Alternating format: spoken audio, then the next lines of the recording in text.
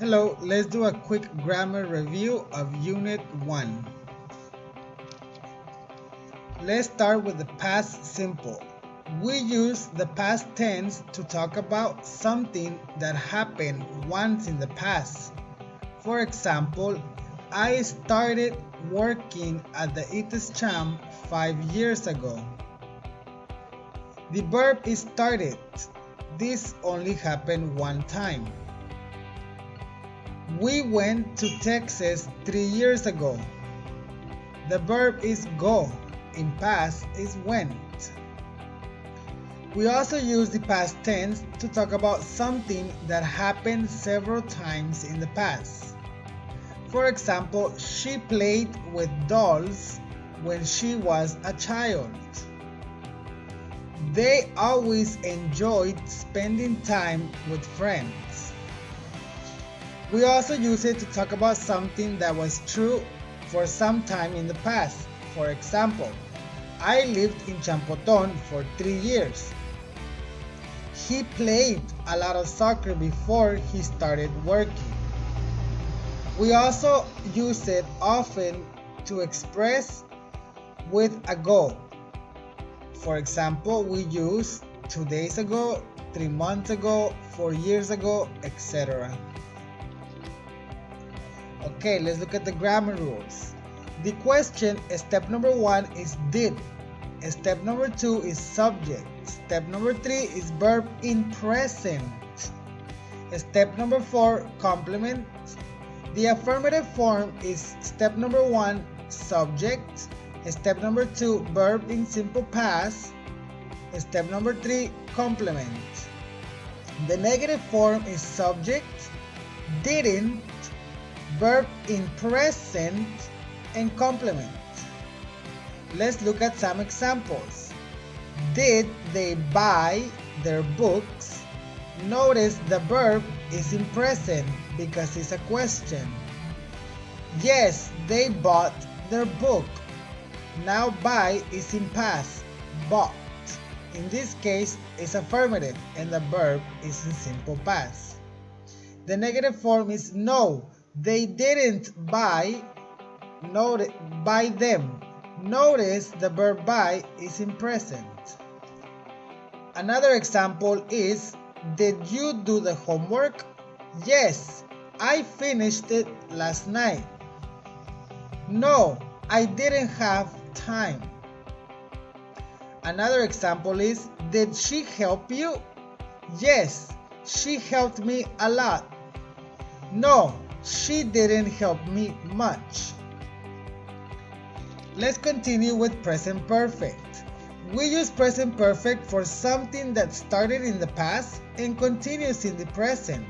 For example, I've been living in Mexico for 6 years. We also use present perfect when we are talking about experience up to the present. For example, he has seen that movie several times.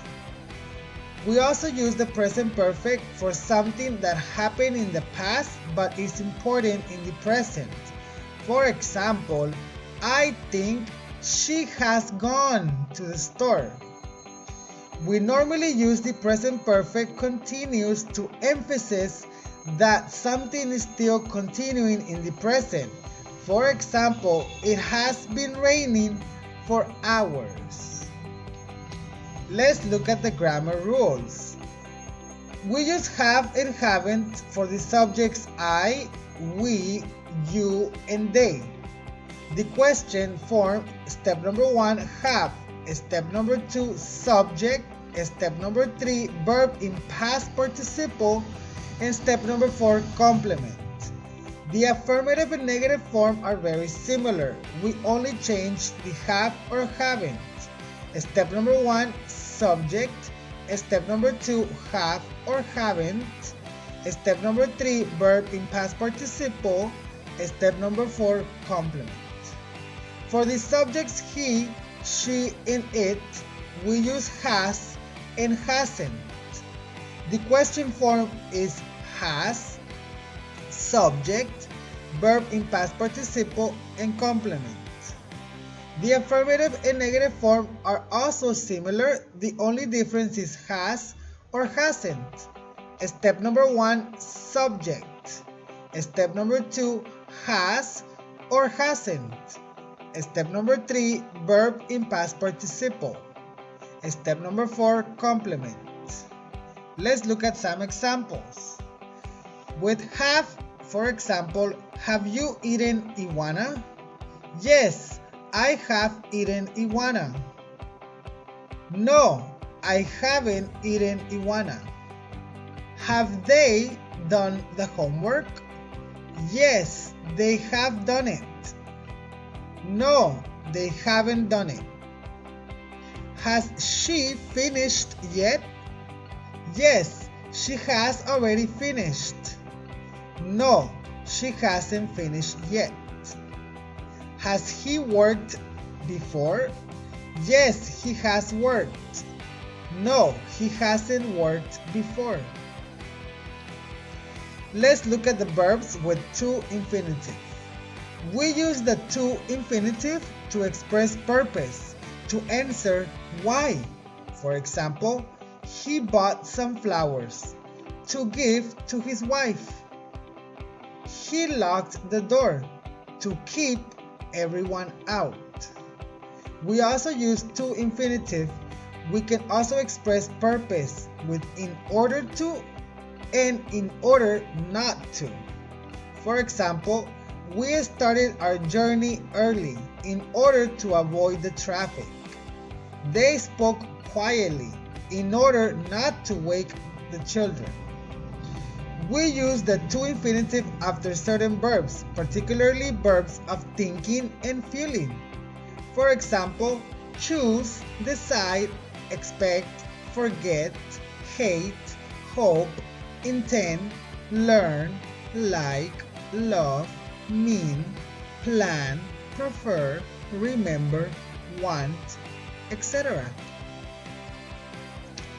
Now let's look at the modal verbs. We use modal verbs to show if we believe something is certain, possible, or impossible. For example, my keys must be in the car. It might rain tomorrow. That can't be Peter's coat. It's too small. We also use them to do things like talk about ability, ask permission, and make requests and offers. For example, I can't swim. May I ask a question? Could I have some tea, please? Would you like some help? Modals are similar to an auxiliary. Most of the time, we will use the same grammar steps. These are some of the modals in this unit: can, must, should, have to. We use can for ability, must for obligation, should for recommendation, have to for an order. Have to uses the auxiliary do or does, similar to the simple present. What are the grammar rules? Questions are modeled, can, must, and should. For have to, we use do or does, depending on step number 2, the subject. Step number 3 is the verb in present. Step number 4 is the complement. The affirmative and negative form are also very similar. We use the subject, step number 1. Step number 2 is the modal can, must, should. In have to, we use don't have to or doesn't have to. Step number 3, verb in present. And step number 4 is the complement. Okie dokie, that is all for Unit 1. I hope this helps you a lot. See you later.